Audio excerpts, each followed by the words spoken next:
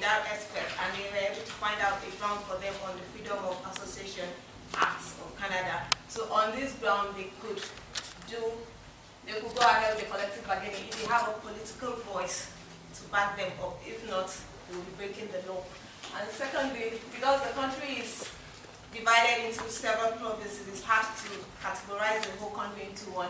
But however, where collective bargaining takes place, it is decentralized. It takes place at the enterprise level, and at that level, it's not decided on the industrial level. And each province has its own jurisdiction with its own legislative scheme. Ontario and Quebec and everyone have their own way of dealing with it. However, they all base their collective bargaining on the Wagner's model of collective bargaining. And this is a model that was passed in the US in 1935 that protected the rights of workers with the exception of agricultural and domestic laborers.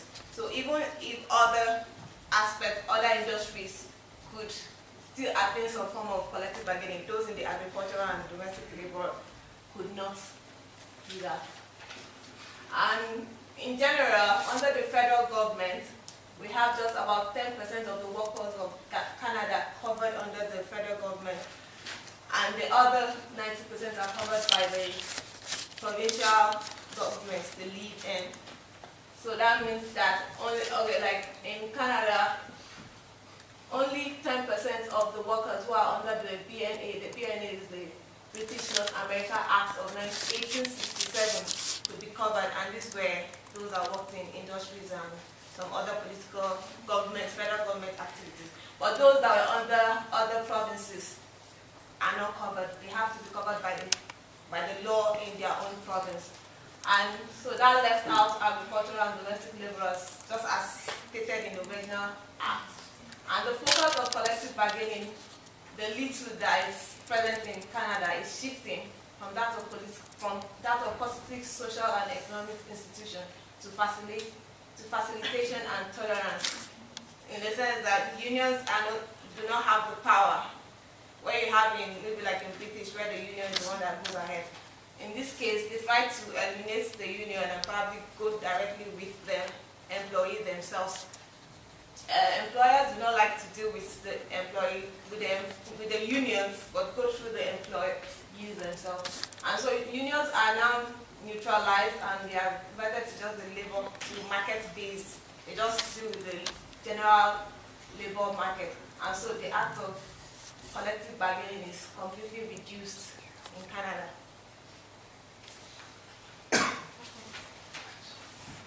Good afternoon, ladies and gentlemen. My name is Li Chunxin. Now I'd like to talk about mandatory committees in Canada. Mandatory committees in Canada are similar to statutory work council in Europe. They consist of different types, such as technological change committees, safety and health committees, and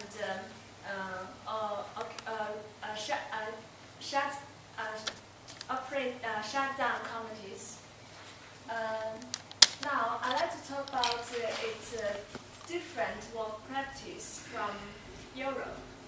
In unionized forms, unions can designate committees representatives, and in non-unit forms, employees can be elected to make joint decision cooperatively. Now let's move on to influence on unions, collective bargaining, and management. Firstly, for unions, mandatory committees can enable union compete with an independent body. Moreover, they provide agent committees in terms of members' interests. And when it comes to collective bargaining, government imposition of statutory duties on unions can threaten free collective bargaining. Gradually, they make collective bargaining redundant. Finally, they have positive effects on management. And this partly because mandatory committees can cooperate in a friendly manner with the unions, and then Richmond can be easily agreement can be easily reached without arbitration. So, according to the development of labor relations in Canada, voluntary committees have functioned effectively in Canada. It's all my part. Thank you. Hello, I'm Al-Habi. I'd like to talk about strikes and lockouts in Canada. To be honest, the reason why I chose this subject or this topic, and to be more honest, I didn't choose it. They chose that for me. But to be more honest, they forced me to do it because it's the only subject left for me.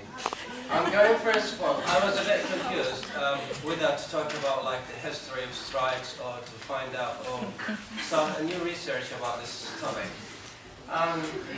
So the content is going to be like the following.